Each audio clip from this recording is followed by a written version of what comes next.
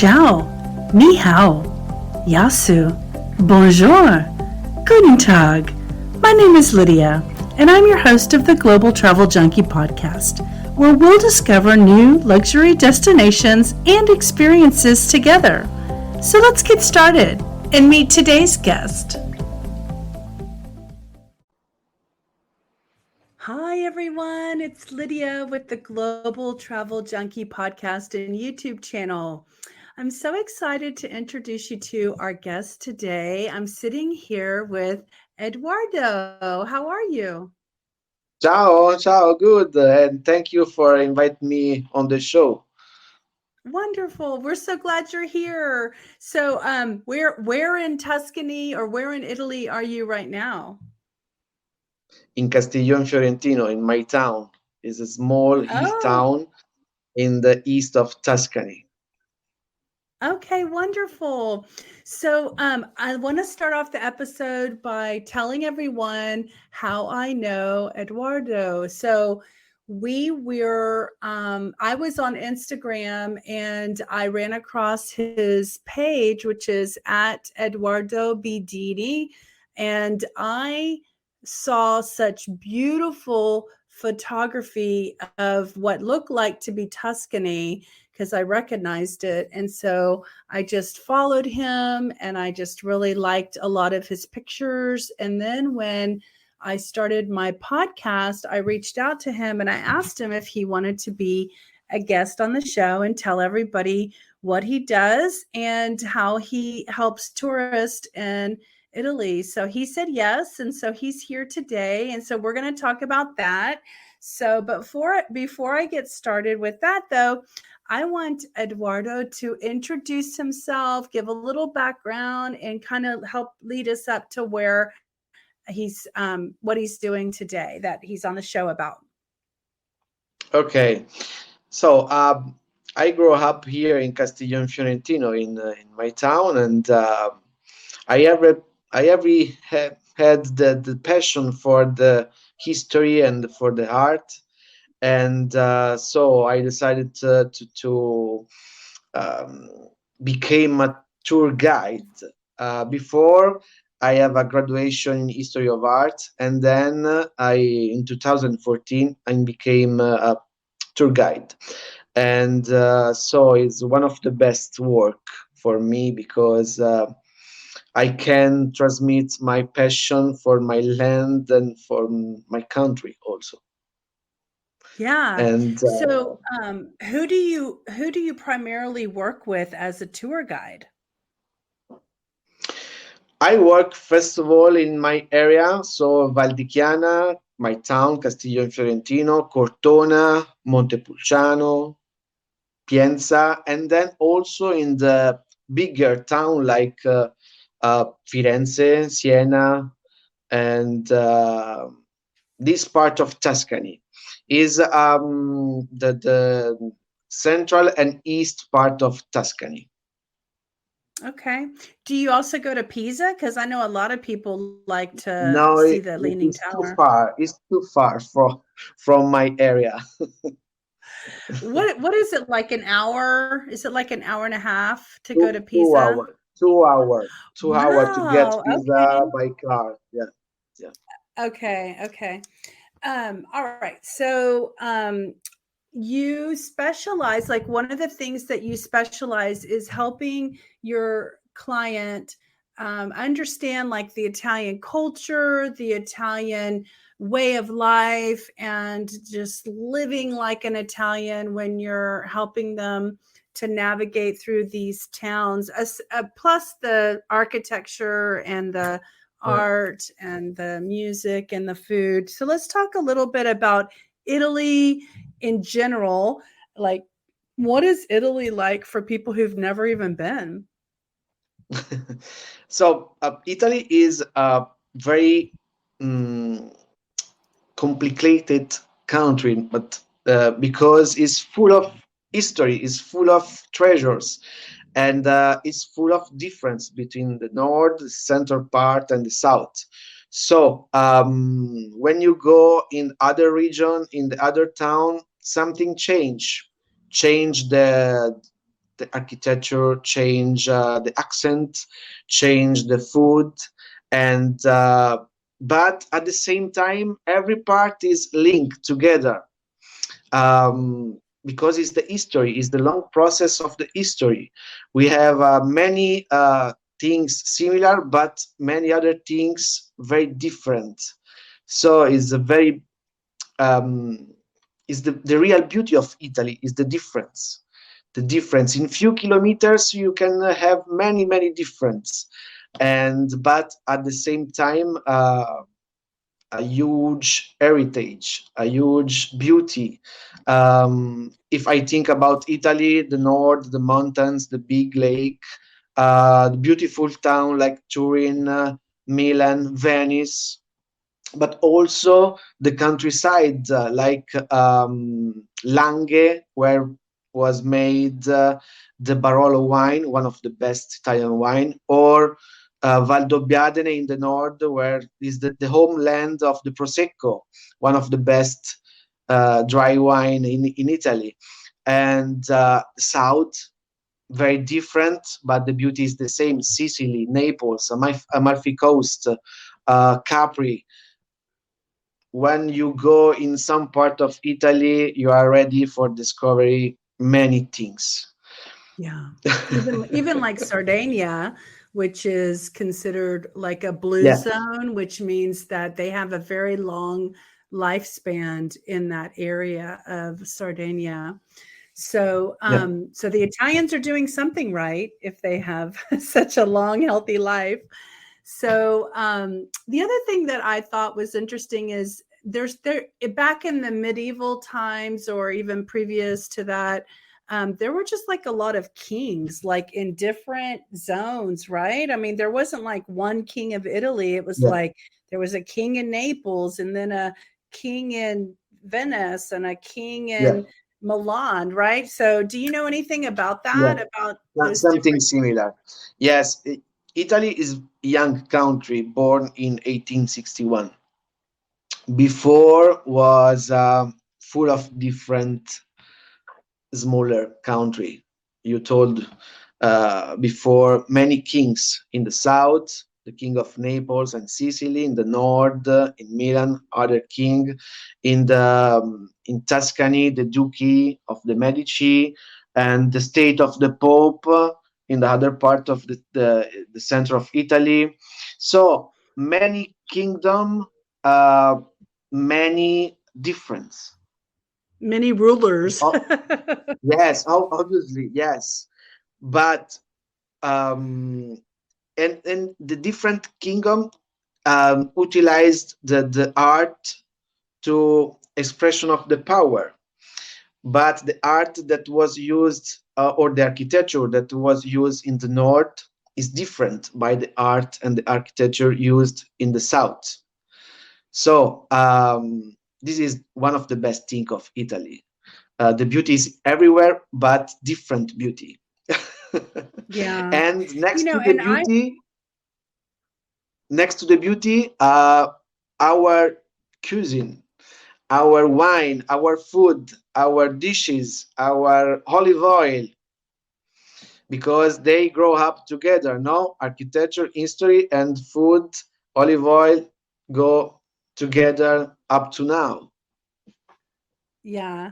You know, I also remember that, because Italy is surrounded pretty much by water, on both sides, then it had the ability to be invaded by other countries and cultures like, Yeah, Greeks and yeah, Syria and the Egyptians and the Moors. And so their influences would come off of the boats into the towns. And if somebody took over, like there's a town in southern Italy that looks like it's, something from Morocco, as far as the way the little huts are built in the city, the little architecture is so unique. yeah, yeah. So and If you and go then, go ahead.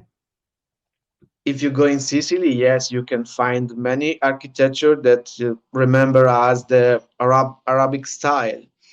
And because it's true, during the century, during the story, many a different population meet in the south of Italy. So uh, for this reason, we find many architecture that remember us other part of the world. But the same is in the north. Some part of the north uh, remember us Germany or French, because during the century they have many influence by these countries. Yeah, I know. So let's talk about, so that's kind of in general about Italy. Let's talk more specifically about what you specialize in, which is the small town tour. So you could just get a real, a unique experience visiting Italy with a small town. But if you just go by yourself and you don't really know what you're going or what you're looking for, you're not going to find the hidden treasure. So let's talk about the what you were sharing earlier about the finding that unique bread makers and talking about the artisans and the handmade items. Why don't you tell us about Yeah. that? Yes, obviously, when you go in the small Italian towns, you find more reality, no? And so you can find the place where the wine was made like many years ago. The olive oil is just organic olive oil. And also, you can find the center of the towns some typical shops like the handcraft for jewels and also for the food.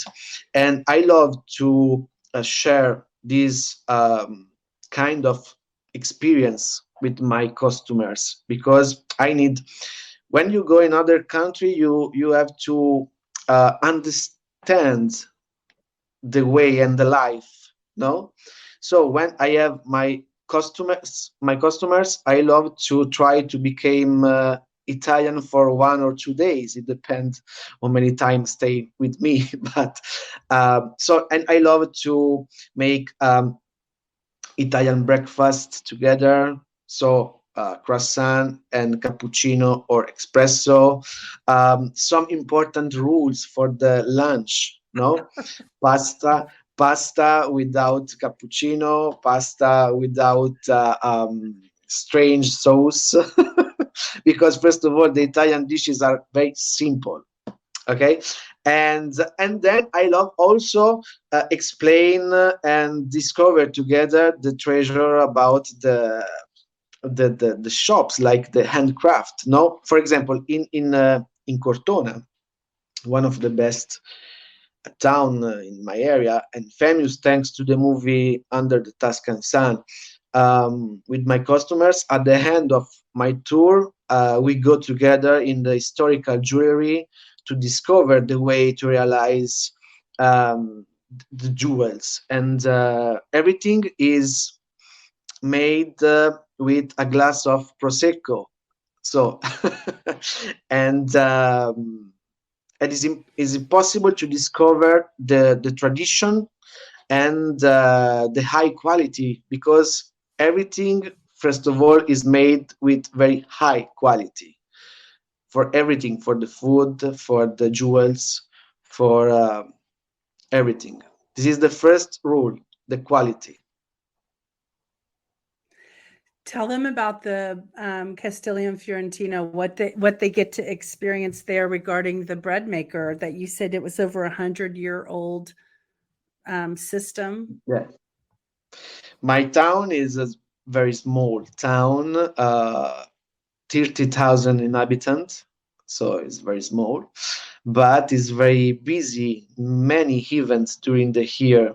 So the biggest event is the Palio, the horse race. Make We make the Palio the third Sunday of June, and it's a very important tradition for us. During the day, every part of the town is full of colors and full of people, and also the week before, because the week before is important to prepare the people at the event. So the week before, every day there are something, some party, and full of young people everywhere, full of noises, obviously, but it's very special event.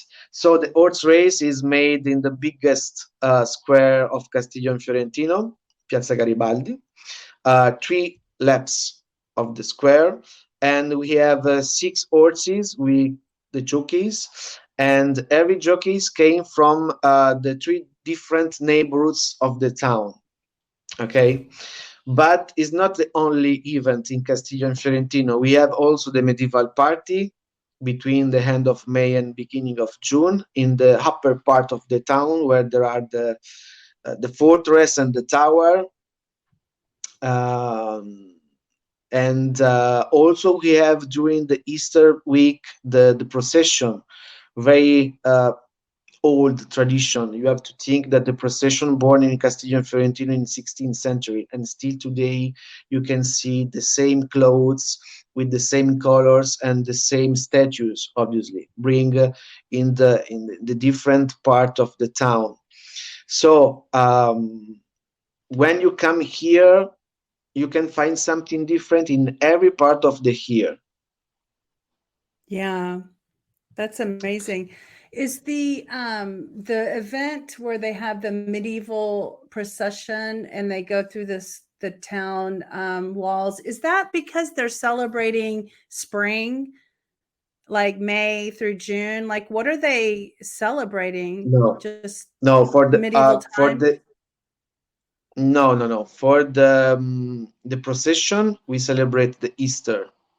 Okay, and Right. The for the medieval party is just to celebrate the medieval age, and is a way to stay together. It's No, just you to know the Italian celebrate. people. It's just a medieval Yeah, party. everything is good to celebrate, and also the horse race instead is old tradition that come back to the light at the end of yeah, around 1977, and Wow. and every year is I think Yeah, the so it's biggest. been consecutive since Yeah, 1977. Can you yeah. tell me, you may not know the answer to this, but how far back does the original Palio for Castillon go? Like, when was the first one? The first document about the paleo date back at 1845, more or less, but probably was made before, but we don't have documents. Right. Because we know that just outside of the wall of the town there were some places with a special name that remember us the horse race, but we don't have document. We have document just from the first half of the 19th century. So I want to share, as an American who went to the Palio, I want to share what it was like for me, because you're not really expressing how crazy it really is.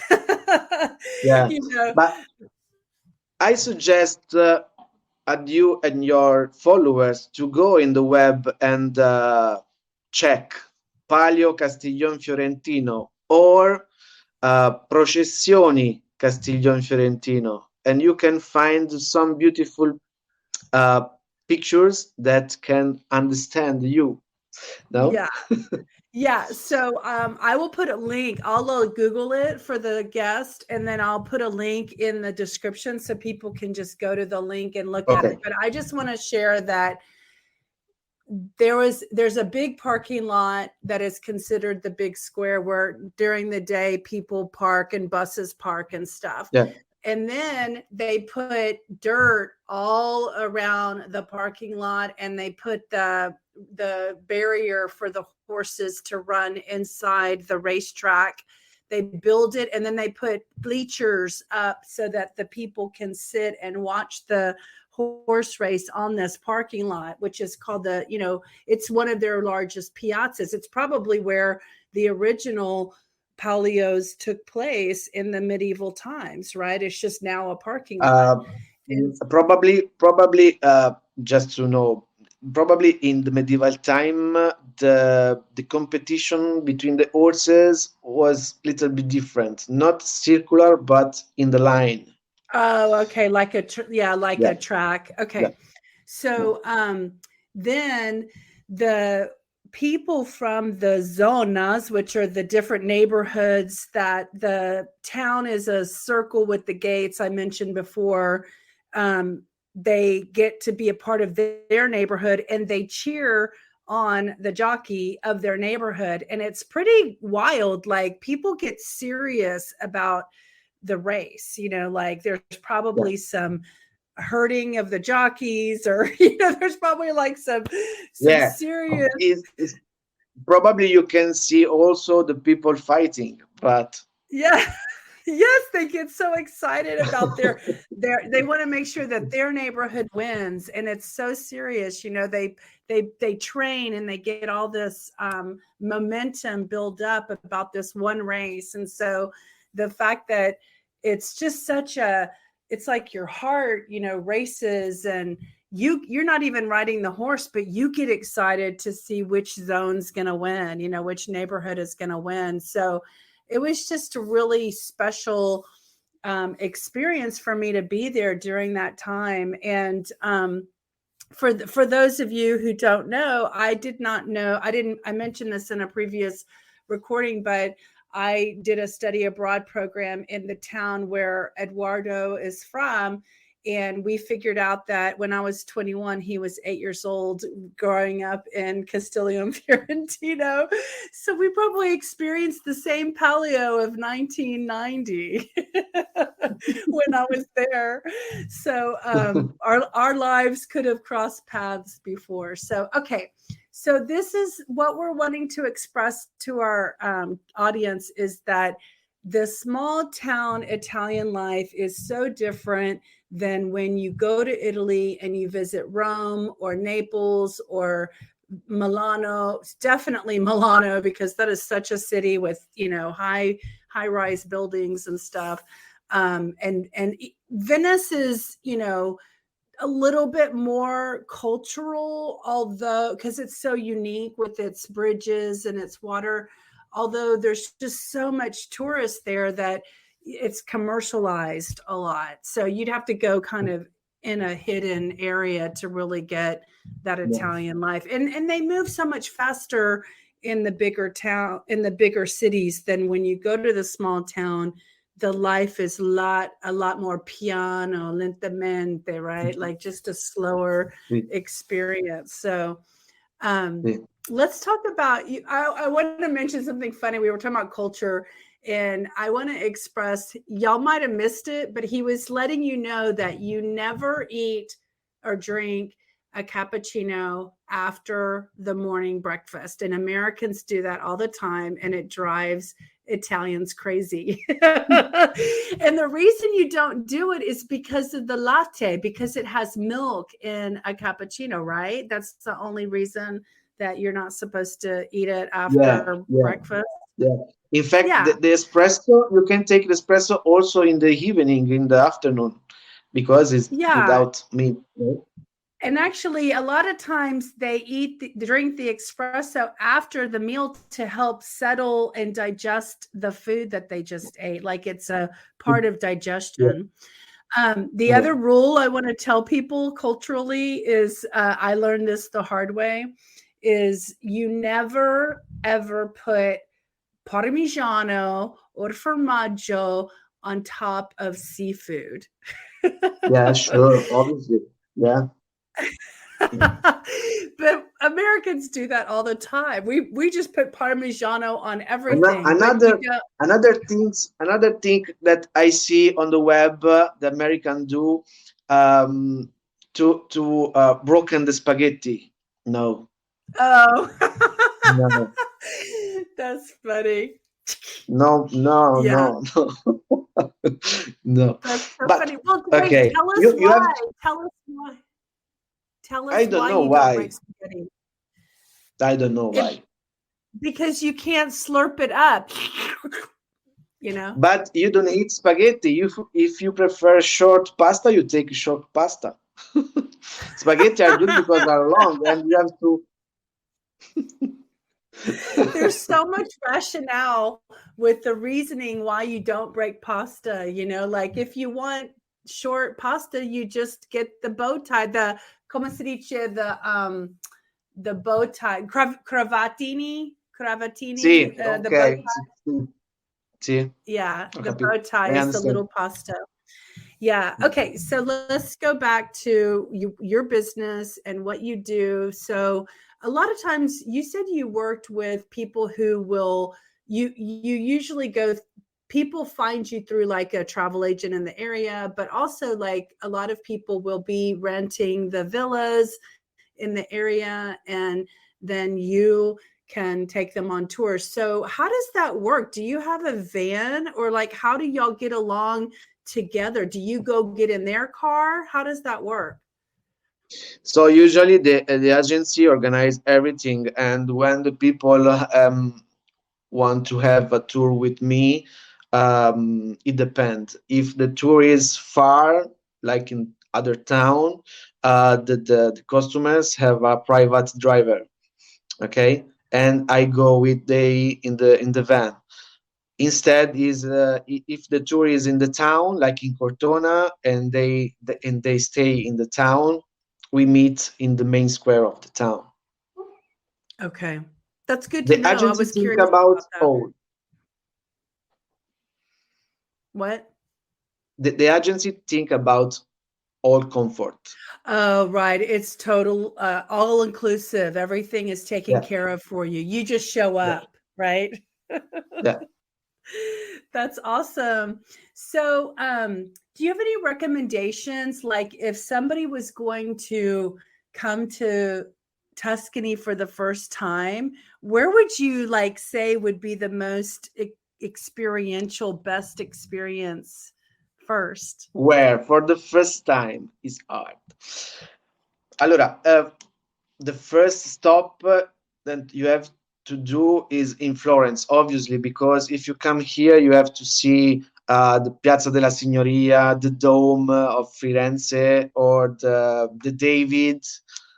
You have to go just 1 day or 2 day maximum, and then you go away from Florence, and you go in the Chianti area. The Chianti area is very famous for the wine, for the Chianti wine. Okay, the Chianti area is between Florence and Siena. Is full of farm, is full of castles, is a beautiful place. And another stop that you have to go is in my land, obviously, and Valdorcia. My land is Valdichiana, and next to Valdichiana there is Valdorcia with Pienza, with the cypress of the Gladiator movie, the Gladiator movie, no, you know, and I think in 1 week you can discover many beautiful places, many beautiful small village, and many times my customers ask me when we go in the small town to in the small town, but the people live here because it seems like fake. Instead, is real because they compare with Disneyland with something fake. Instead, is all things are real. No, the Yeah. houses are real, the squares are real, everything are real. So we think about 1 week, okay?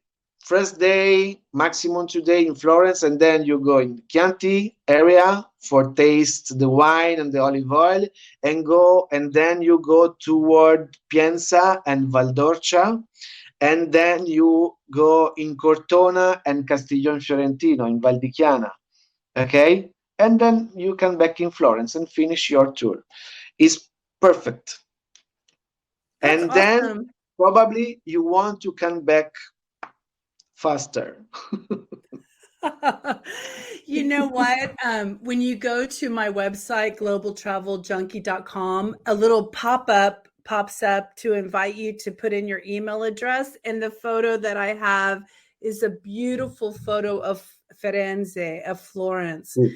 And so I just want to invite everyone, like, this is the beginning of my podcast, and I have big dreams about having enough people to find collective interest to want to go travel and explore some of the places that we're talking about.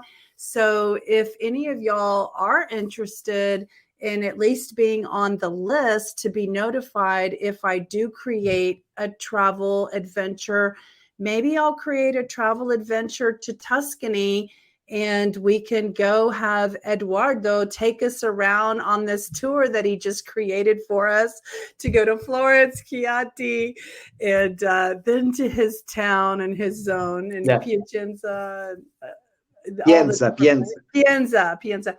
There's so many towns that are like similar in name. You can get them confused. So, um, we did an episode 30 minutes ago and it got cut off, so we had to re-record. I wish I had the ability to like put those two together and have it be one. I can definitely do it with audio, but I'm not sure I know how to do it with video. But is there anything else? I know that you wanted to leave it at like 30 minutes of your time. So is there anything else you can think of that you want to share with the audience before we wrap up the call?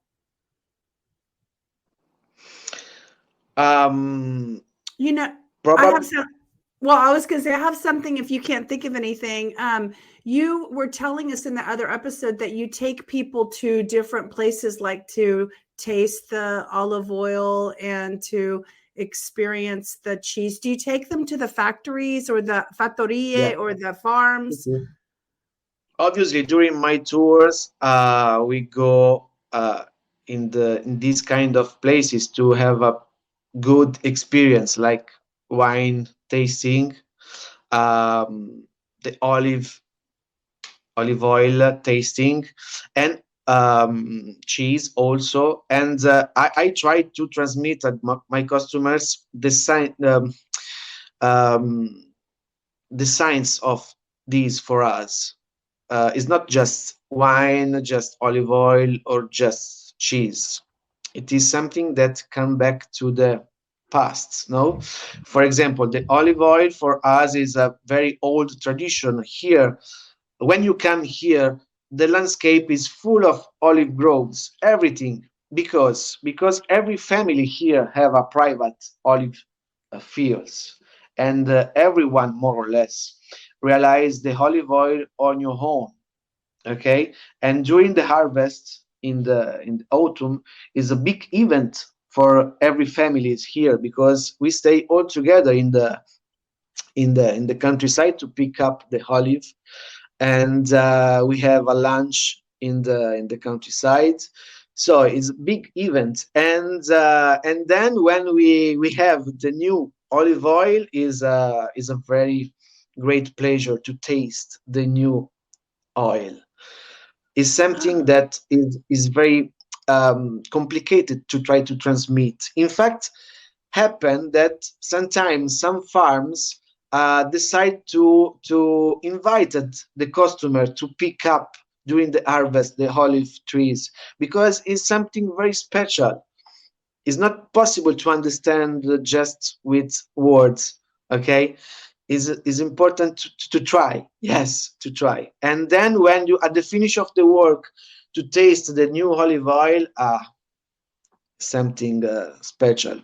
I remember Yeah. the new olive oil. The best way to taste the new olive oil is Tuscany bread, okay, with garlic, okay, and olive oil. Stop. Is the best way to taste. Oh, you just reminded me of how they used to describe food and then go basta, like, which is enough, no more. Stop. Yes, because many people thinks that more ingredients more good. It's not true. If the quality of the ingredients are very high, few ingredients. Yeah, the less ingredients, the more flavor that you can experience, right? Yeah.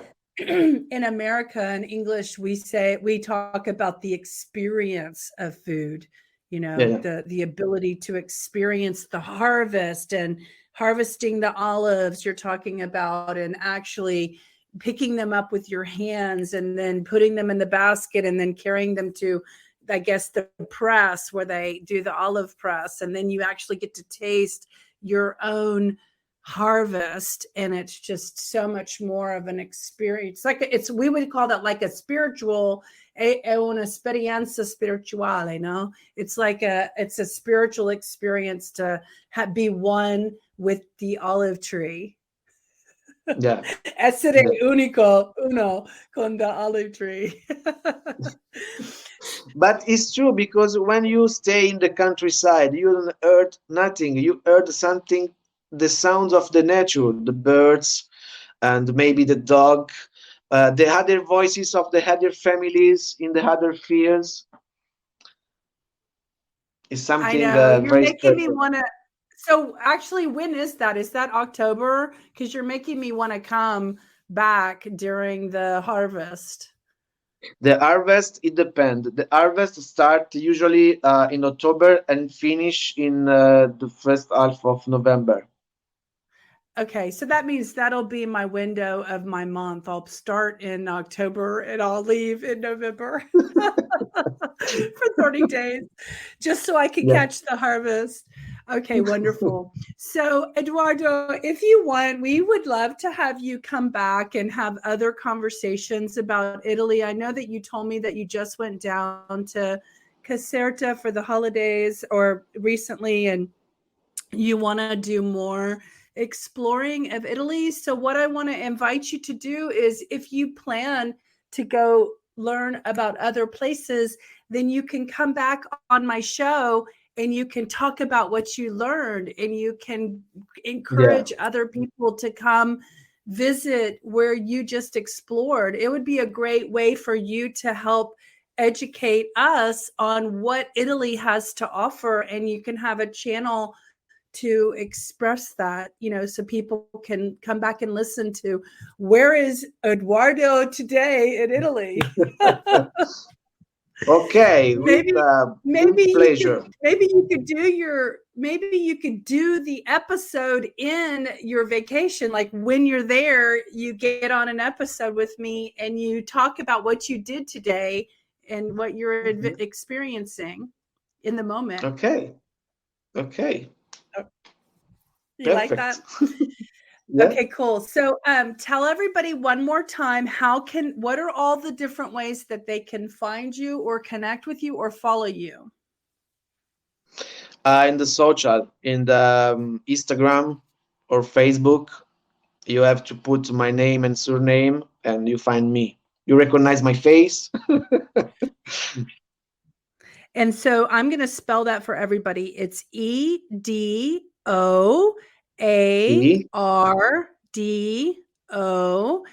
And then the Yes. last name is Bidini. Dine. I.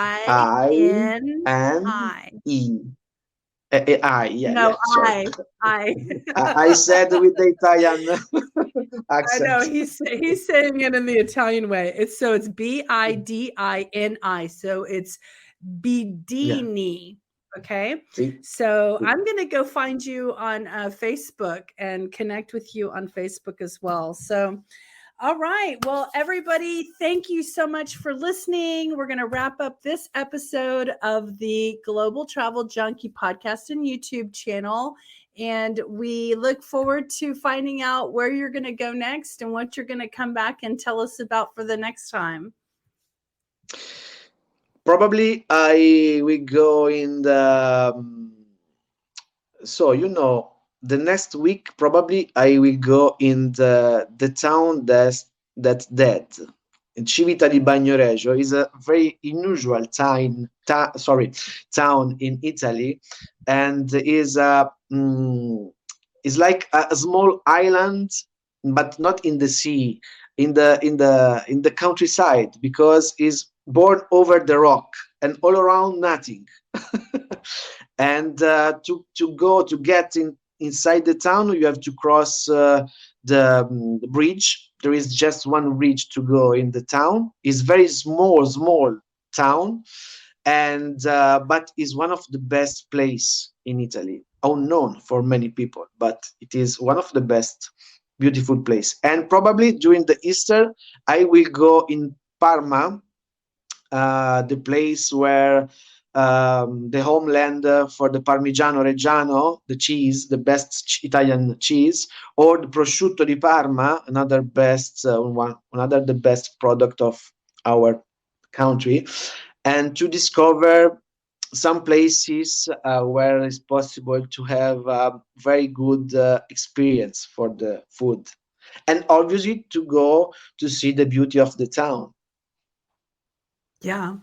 I look forward to that. I have seen that town you're talking about where there's a bridge and it's like a Windows screensaver. And I saw that Mhm. picture and I was like, where is that? And I had to look it up. So that's neat. I look forward to learning more about that from you. So thank you so much. We'll say ciao for now. And Ciao. ciao. And ci vediamo, right? Dopo un altro See you giorno. soon. See you See soon. you Okay, soon. See you perfect. soon. All Okay. right. I Bye. wait you and your followers in Italy. Write me if you Okay. want the best guide, okay? Yes. He's saying, write him if you want the best private tour guide. Absolutely. Everybody go get connected to Edoardo. Okay. All right. We hope you enjoyed the show today. And if you'd like to be a guest on the Global Travel Junkie podcast and YouTube channel, reach out to us at our Contact Us form at globaltraveljunkie.com. We hope to see you out traveling. Adios. Ciao. Au revoir.